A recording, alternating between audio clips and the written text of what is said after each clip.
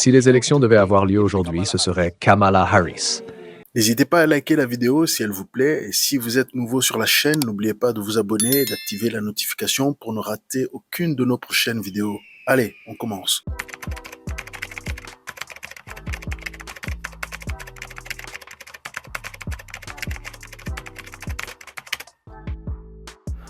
Bonjour à vous tous, chers abonnés. Aujourd'hui, nous allons parler des élections américaines. Et si vous ne savez pas ce qui se passe aux États-Unis affecte le monde, lorsque les États-Unis éternuent, le monde a un rhume. Alors, nous devons suivre ce qui se passe pour ces élections, qu'est-ce que les prophètes disent. Et franchement, il y a beaucoup d'avis. Et il s'agit de comprendre la pensée de Dieu et pas finalement de faire seulement une prognostic, mais finalement de compter le coup. Compter le coup et aussi axer nos prières. Alors, sans plus attendre, allons-y. Ce que je vous dis maintenant, je l'ai prédit et je l'ai dit. J'ai vu une grande femme se lever, d'une belle apparence, vêtue d'un violet vraiment très royal, vêtue d'un véritable pourpre royal, vêtue d'un véritable violet très royal. Et j'ai mis de petites parenthèses ici, c'était une grande souveraine des États-Unis, peut-être une église catholique, une femme, une certaine femme, je ne sais pas. Est-ce que ce sera l'Église catholique? Je ne sais pas. La seule chose que j'ai vue, c'est la femme, c'est tout. Mais c'est une nation femme. Cette nation est le numéro 13 dans la prophétie. Elle a 13 bandes, 13 étoiles. Elle a commencé avec 13 colonies. 13, 13, tout est 13. Elle apparaît même dans le 13e chapitre de l'Apocalypse. Elle est 13 et c'est une nation femme. Ainsi dit le Seigneur, il y aura une femme qui gouvernera avant que la fin n'arrive. Elle sera présidente, vice-présidente, ou ce sera l'Église catholique. Je l'ai vue, une grande femme, cette nation se prosternera devant elle. Il y aura ceci avant les temps de la fin. Il y aura 3 rideaux. Et je dis ceci au nom du Seigneur. Ne l'oubliez pas, il y a le rideau de fer, le rideau de bambou et le rideau violet. Surveillez ce rideau violet, gardez l'œil dessus. Oh mon Dieu, comment maintenant nous voyons l'Antichrist commencer à apparaître, à se manifester, prenant racine dans la nation. Ainsi dit le Seigneur, prenez note surtout vous les jeunes gens, car ça arrivera. Si ça n'arrive pas, je suis un faux prophète. Le monde se pose des questions sur ce qui va se passer aux États-Unis d'Amérique.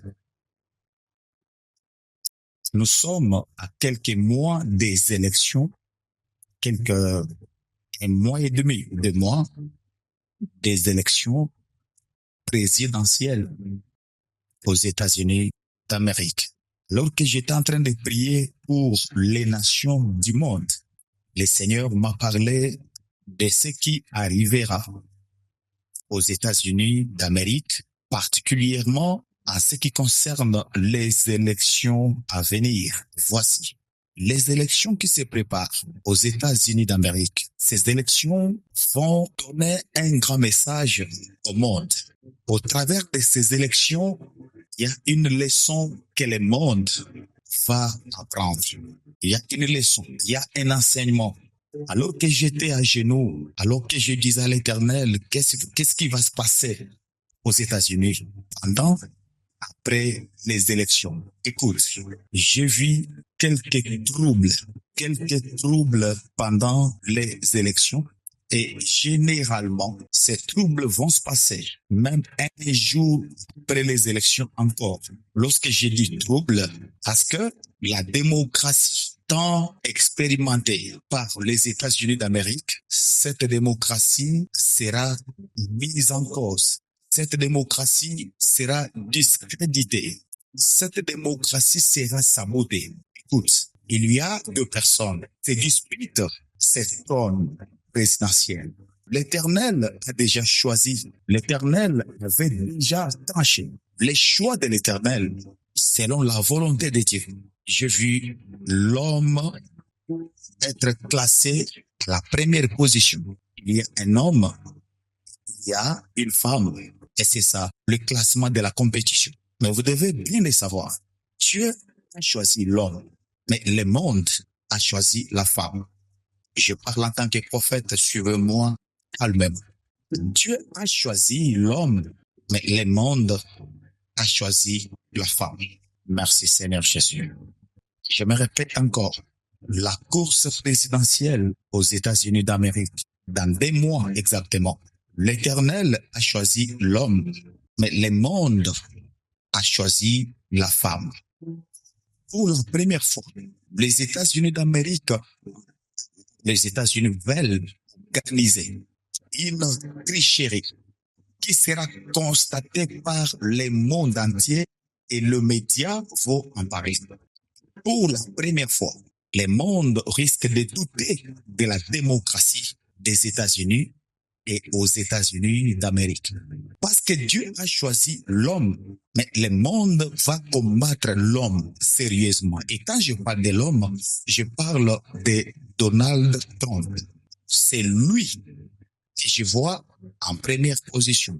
Mais je vois la majorité des hommes, le monde, la gestion du monde, les grandes personnalités du monde. Je vois des réunions où ils sont déterminés à ne pas obéir à la voix du peuple, à ne pas obéir à la volonté de Dieu pour prendre cette femme et la mettre là où elle ne mérite pas. Voici, s'ils parviennent à faire cela, il y aura sérieusement beaucoup de troubles et le monde va sombrer. Parce que la femme a une mission. La mission de la femme est diabolique. La mission de la femme, c'est pour provoquer l'inévitable. Quand je parle de l'inévitable, je vois, on écrit devant moi la Russie. Elle fera pire que celui qui a désisté. Elle n'aura pas de maîtrise. Elle va provoquer la colère de certaines personnalités, des hommes plus. Elle n'aura pas beaucoup de réserves. Et cette colère qu'elle va provoquer risque de provoquer le feu. De provoquer le feu. Et quand je parle de cette provocation, par sa manière d'agir, de se comporter et de diriger, je suis en train de voir la reçue. Comprenez bien ce que je dis. Et j'ai vu le feu. Voilà pourquoi Dieu ne veut pas que ces choses arrivent selon la volonté des hommes. Que ceux qui ont des oreilles entendent ce que l'Esprit de Dieu dit aux esprits des hommes et aux hommes éclairés et avertis. Tricherie, tricherie, tricherie. Pour la première fois, on parlera de cela. Mais Dieu n'a pas voulu que cela arrive. Parce que c'est l'homme qui doit être la place de l'homme. Et voici encore, on va chercher encore, une fois de plus, de faire du mal. Toutes les grandes puissances vont encore se concerter pour faire du mal à cet homme. Je m'adresse aux intercesseurs du monde entier, partout en Afrique où nous sommes, même dans le monde également, de beaucoup prier et intercéder pour cet homme qui va se présenter aux élections présidentielles aux États-Unis d'Amérique. Que Dieu le protège, que Dieu le sécurise. Il est le choix de Dieu, mais combattu, et il sera encore beaucoup plus combattu. Ce n'est pas encore fini. On cherche sa tête. On va l'éliminer, on va l'effacer. Si on tente avec la mort et qu'il ne parvienne pas à lui faire du mal, à l'éliminer physiquement, on va chercher à ravir son trône, à voler sa place. Et ça, ils sont déterminés à faire ça. Ce qui n'est pas la volonté de Dieu, j'insiste. Ce qui n'est pas la volonté de Dieu, que le monde, que les intercesseurs prient pour soutenir Donald Trump, qui est le choix de Dieu, mais combattu, et le monde veut le remplacer par cette femme, mais une femme qui viendra avec une politique bizarre, une politique qui va provoquer la colère de Dieu et la colère des hommes, car je vis une mauvaise réaction au niveau de la Russie, à cause du comportement de la femme, et le feu a été déclenché. Et le monde risque d'être embrasé si cette femme passe. Alléluia. Je vais le répéter encore une fois pour que vous vous en souveniez. Priez pour que les élections de l'année prochaine ne soient pas perturbées. Amen. Prions. J'ai vu quelque chose se produire qui pourrait être dévastateur. Prions pour que cela soit évité. Je ne dis pas cela parce que ça va arriver. Si ça doit arriver, je dirais c'est en train d'arriver. Il y a un moyen de s'en sortir, car ce ne sera pas bon pour notre pays. Priez. Priez. Si vous aimez cette grande nation dans laquelle vous vivez, priez. Priez sincèrement, car le chaos que prépare le royaume des ténèbres n'est pas bon, même les tentatives d'assassinat. Priez. Amen. Priez. Je vous dis cela parce qu'il n'est pas temps pour moi de tout dire. Je ne fais qu'effleurer le sujet pour vous le dire. Moi-même, après aujourd'hui, je vais prier pour obtenir tous les détails de l'année prochaine. Amen. Ma famille le sait. Ce soir, j'ai parlé à mon oncle et à ma tante, et je leur ai dit, parce que ma famille est déjà au courant, je leur ai expliqué que je revenais de vacances avec ma femme, mon fils et ma petite sœur, et que nous venions de rentrer. Et je leur expliquais, ces 2 derniers jours, j'ai besoin d'aller et de m'enfermer et d'entendre Dieu exactement, en détail, pas seulement pour moi, mais pour son Église, pour la nation et toute autre nation qu'il veut que je connaisse. Je veux savoir ce soir. Je vais donc m'absenter jusqu'au 31. Quand je reviendrai à l'église, je sortirai directement de ma chambre de jeûne. Je viendrai me tenir debout et vous dire la pensée de Dieu. Amen. Parce que je ne veux pas aller en 2024 sans être au clair sur certaines choses. Non. Je veux que tout soit clairement ouvert. Clairement ouvert. Si les élections avaient lieu aujourd'hui, ce serait Kamala Harris. Le Seigneur m'est apparu et m'a dit, « Je prépare un malheur contre l'Amérique. » Remarquez que je n'ai pas dit que le diable planifie.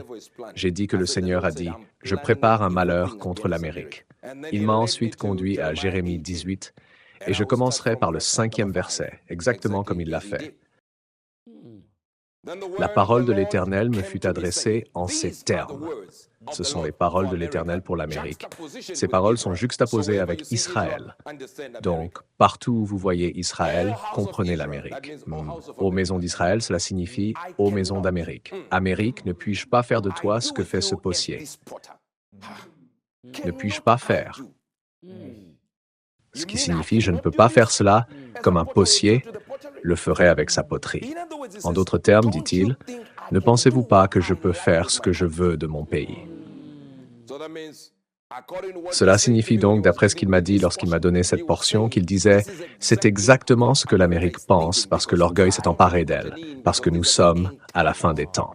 L'orgueil s'est introduit. » J'ai donc de mauvaises nouvelles pour les partisans de Trump, mais je suis ici pour vous donner quelque chose afin que vous compreniez. Ô maison d'Israël, ne puis-je pas faire de toi ce que fait ce potier, dit le Seigneur. Voici comme l'argile est dans la main du potier, vous êtes dans la mienne, ô maison d'Israël. Voici, à l'instant où je parlerai d'une nation, d'un royaume, pour l'arracher, ou plutôt pour le détruire ou l'abattre. Si cette nation... Non. Donc Dieu dit que si je donne une parole prophétique à un prophète, comme dans ce cas, que je vais détruire un pays, si cette nation, par exemple l'Amérique, contre laquelle je me suis prononcé, se détourne du mal, je me repentirai du mal que j'ai pensé leur faire. Non, vous ne comprenez pas. Dieu dit donc qu'il est possible que si je vous dis, en tant que nation, vous prospérez ou je vous tue. Si vous vous repentez, je changerai aussi mes règles. La première fois, je vous ai dit que quoi que vous fassiez, Trump sera président. La deuxième fois, je vous ai dit que cela dépendait de l'Église. Cette fois-ci, je vous ai déjà annoncé le vainqueur. Si les élections devaient avoir lieu aujourd'hui, ce serait Kamala Harris. Et j'ai dit, notez mes mots, donnez de l'importance aux mots aujourd'hui. Quel est le jour d'aujourd'hui? Le 26 septembre. Si vous allez voter aujourd'hui, c'est Kamala Harris. Verset numéro 8. Je veux vous montrer ceci. Si cette nation, contre laquelle j'ai parlé, revient de son mal, je me repentirai du mal que j'avais l'intention de lui faire. 9e verset. Et au moment où je parle d'une certaine nation qui va dans la direction opposée, d'un royaume à bâtir et à planter, si elle fait le mal à mes yeux, même si je prononce la prospérité, si elle fait le mal, c'est ce que le Seigneur a dit que je vais faire. S'ils font le mal, s'ils n'obéissent pas à ma voix, je me repentirai du bien dont j'ai dit que je leur ferai bénéficier. Donc Dieu dit simplement dans le verset numéro 10, « Si vous faites le mal,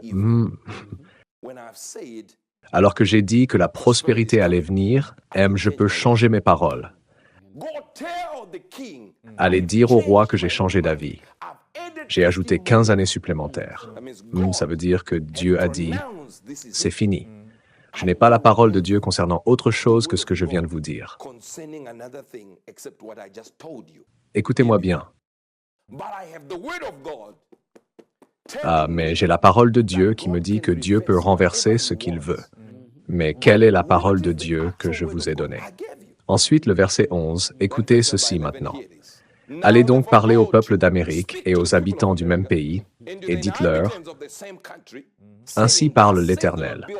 Voici que je prépare contre vous un malheur, et que je médite contre vous un dessein. Détournez donc chacun de sa mauvaise voie, et faites que vos voies et vos actions soient bonnes. Je ne suis pas venu ici en disant que ça dépendait de l'Église en Amérique. Non, non. J'ai dit que c'était le moment. Si nous votons maintenant, c'est cette personne qui va gagner. Je vous l'ai dit. Et ils ont dit, il n'y a pas d'espoir, mais nous suivrons nos propres voies et chacun fera l'imagination de son mauvais cœur. Alors, après que je leur ai donné une option, ils ont choisi une autre voie. Et je comprends que beaucoup de gens disent, qu'est-ce que la politique? L'Église et la politique devraient être différentes. La Bible est un livre politique, n'est-ce pas? Elle parle de roi, mais elle parle de Moïse, qui a écrit le livre de la Genèse, les 5 livres de la Torah. Elle parle de lui comme roi de Juda. C'est de la politique. C'est de la politique. C'est vrai. Il est question d'Israël créé par Dieu, Dieu a dit, « Je suis le président, ne choisissez personne. » Quand Israël est arrivé et a dit « Nous voulons des rois comme les autres nations », Dieu a dit « Non, quant à vous, vous êtes une nation différente, une nation particulière. Il vous est impossible d'accepter cela. Je deviendrai votre président. » Ils sont venus et ont pleuré jusqu'à ce qu'on leur donne Saül. Et la Bible nous dit que Saül a été oint à partir d'un flacon, ou plutôt d'une bouteille, tandis que David l'a été à partir d'une corne. Et la Bible appelle Saül le capitaine et non le roi. En d'autres termes, c'est lui qui a remplacé le président, qui était Dieu. Il choisissait ce qu'il voulait. L'écriture que Dieu m'a donnée m'a donc clairement donné et m'a dit, c'est une vision. Regardez-la, c'est l'Amérique pour vous. Ils ont choisi un chemin différent. Nous sommes prêts pour l'enlèvement, mais la Bible dit que Dieu n'est pas mauvais et qu'il ne tarde pas à tenir ses promesses, mais qu'il veut que tout homme se repente. Cela signifie qu'il y a des présidents que vous allez mettre au pouvoir, comme Kamala Harris, qui accélèrent la venue du Seigneur avant que les gens n'aient vraiment le temps d'être sauvés. Tous ceux qui me regardent en ce moment en Amérique, vous avez le pouvoir de changer les choses. Vous avez je n'ai pas dit que Dieu m'avait donné cela, vous avez le pouvoir de le faire. J'ai lu l'Écriture qu'il m'a donnée. Écoutez-moi quand je vous dis que cela accélère la venue de l'Antéchrist. Certains d'entre vous qui me regardent en ce moment sont prêts à voter pour un sataniste. Que se passait-il à l'époque des jours de Noé? Ils étaient corrompus. Remarquez qu'il y a une chose dont vous n'entendrez pas beaucoup parler à propos de l'arche de Noé. Les enfants. Nous entendons beaucoup parler de prendre des femmes, de se marier, mais nous n'entendons pas parler des enfants. Parce que c'est un moment, chaque fois que Dieu vient détruire une nation, c'est lorsqu'ils ont tué des enfants. Et il n'y a pas d'époque comme celle-ci où l'avortement a reçu beaucoup de pouvoir. Le premier rassemblement que Kamala a fait, l'avortement, et Trump et la liberté. Les moments clés du discours de Kamala Harris lors de son premier rassemblement. Elle devait être l'égérie de l'avortement. Imaginez que toute votre campagne porte sur l'avortement. En faisant des recherches dans le livre de la Genèse, vous réalisez qu'à chaque fois qu'une calamité survient, avant la calamité, les gens tuent les enfants. Mais nous allons aussi prier pour l'Amérique, en particulier pour Donald Trump. Vous voyez, à l'époque où Étienne est mort, l'Église n'avait pas prié, et puis l'apôtre a été arrêté. Et ils avaient appris de ce qui était arrivé à Étienne, alors ils ont dit « Non, non, non, non, non, on ne peut pas rester docile comme ce qu'on a fait. »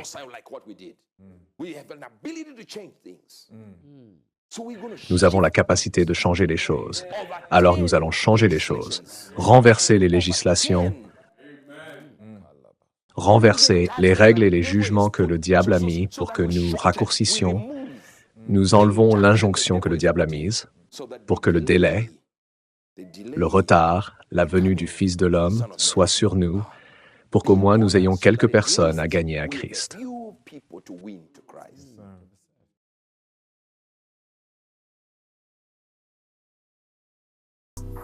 Que pensez-vous de cette vidéo?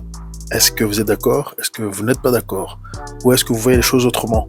Ou si vous avez reçu autre chose qui va avec ce message, laissez un commentaire. Si cette vidéo vous interpelle, si cette vidéo vous parle, laissez un commentaire. Partagez vos rêves, vos expériences de mort imminente, vos expériences spirituelles à l'adresse ci-dessous, visiontransformation.info@gmail.com. Nous connaissons en partie, nous prophétisons en partie, donc plus nous en savons et mieux nous marchons.